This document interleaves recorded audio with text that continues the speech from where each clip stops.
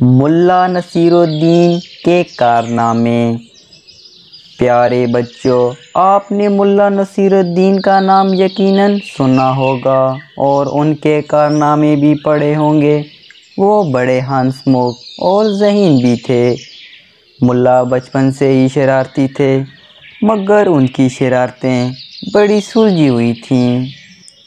ملا کی جب شادی ہو رہی تھی، انہیں بڑے اہتمام سے دولہا بنا کر جب گھوڑے پر بٹھایا تو وہ فرار ہو گئے۔ سب باراتی پریشان ہو گئے۔ کوئی 2 گھنٹے بعد ملا واپس تشریف لائے۔ باراتیوں نے پوچھا کہ وہ فرار کیوں ہو گئے تھے؟ اس پر ملا نے معصومیت سے کہا، یہ دولہے کے لیے آخری موقع ہوتا ہے، مگر میں اس خیال سے آ گیا کہ آپ کو کھانا نہیں ملے گا اور آپ بھوکے رہو گے۔ سبھی باراتی مسکرانے لگے۔ ایک بار ملا اپنے سسرال گئے۔ ان کی ساس محترمہ خود کو بہت چالاک سمجھتی تھیں۔ اس نے ملا سے کہا، بیٹا آپ کدو شریف کھاؤ گے یا بھنڈی مبارک یا پالک پاک پکا لوں؟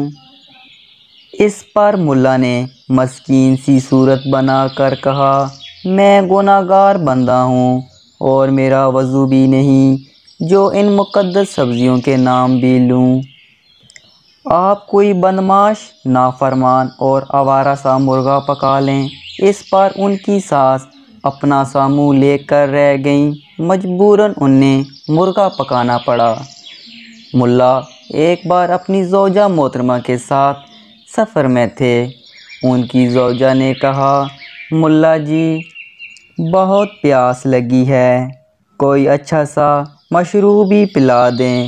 گدھے پر سوار ملا نے کہا، اگلی صحرائے آئے گی تو تمہیں بھنا ہوا مرغ، املی والی چٹنی، لیمن والا سوڈا اور ٹھنڈا مشروب پلاؤں گا۔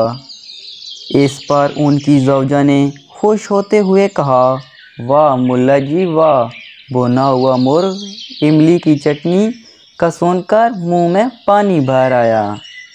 ملا نے کہا، بس اسی پانی سے کام چلا لو، گھر جا کر پانی پئیں گے۔ ایک بار ملا نے کسی عزیز کی شادی میں شرکت کی۔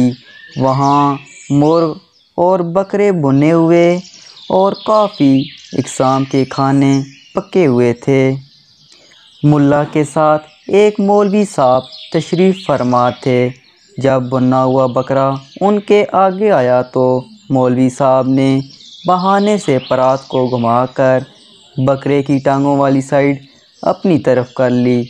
ملا اس کی چالاکی سمجھ گیا۔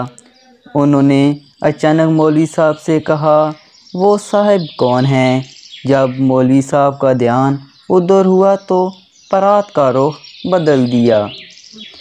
جب مولوی صاحب کا دھیان پرات کی طرف پڑا، انہوں نے ملا سے کہا، ذرا پانی پکڑانا، ساتھ ہی پرات کا رخ بدل دیا۔ ملا نے جب یہ دیکھا تو بلند آواز سے بولے، واہ مولوی صاحب واہ، آپ اتنے بڑے عالم ہو، آپ کے علم میں نہیں کہ بکرے کی ٹانگیں کعبہ شریف کو ہو رہی ہیں، جس سے ہم سب گنہگار ہو رہے ہیں۔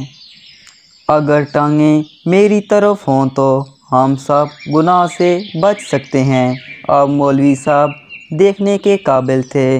ملا مزے سے ران کو کھا رہا تھا، جبکہ مولوی صاحب گردن اور پسلیاں کھانے پر مجبور تھے۔ بادشاہ کی سالگرہ تھی، اس نے بہت سخاوت کی۔ ملا چونکہ بادشاہ کے چہیتے تھے، انہیں بھی ہزاروں دینار ملے۔ کسی نے ملا سے کہا کہ صدقہ خیرات کرنے سے عمر میں برکت رہتی، تندرستی اور صحت رہتی ہے، آپ بھی غریبوں کی خدمت کریں۔ بات ملا کی سمجھ میں آ گئی۔ انہوں نے ایک کنواں خرید کر وقف کرنے کا ارادہ کر لیا۔ کنواں ایک یہودی کی ملکیت تھا۔ پہلے تو یہودی نے کنواں بیچ دیا، پھر مزید پیسوں کے لیے بے ایمان ہو گیا۔ اس کا خیال تھا کہ وہ ملا سے مزید پیسے بٹور سکتا ہے۔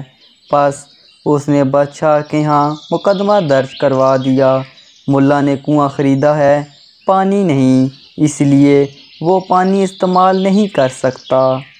بادشاہ نے ملا کو طلب کر لیا اور مقدمے کا بتایا۔ ملا نے سوچ بچار کے بعد کہا، جی ہاں، میں نے کنواں خریدا ہے، پانی نہیں۔ آپ یہودی کو حکم دیا کہ وہ اپنا پانی نکال لے، ورنہ ہر دن کے حساب سے ہرجانہ ادا کرے۔ بادشاہ نے یہودی کو حکم دیا کہ وہ 5 دن کے اندر اندر کنویں سے پانی نکال لے، ورنہ ہرجانے کے لیے تیار ہو جائے۔ اب یہودی بہت پچھتایا۔ اس نے ہرجانہ دے کر ملا سے معافی مانگی۔ ملا نے وہ رقم بھی خیرات کر دی۔ غریب لوگوں نے جھولیاں اٹھا اٹھا کر ملا کو دعائیں دیں۔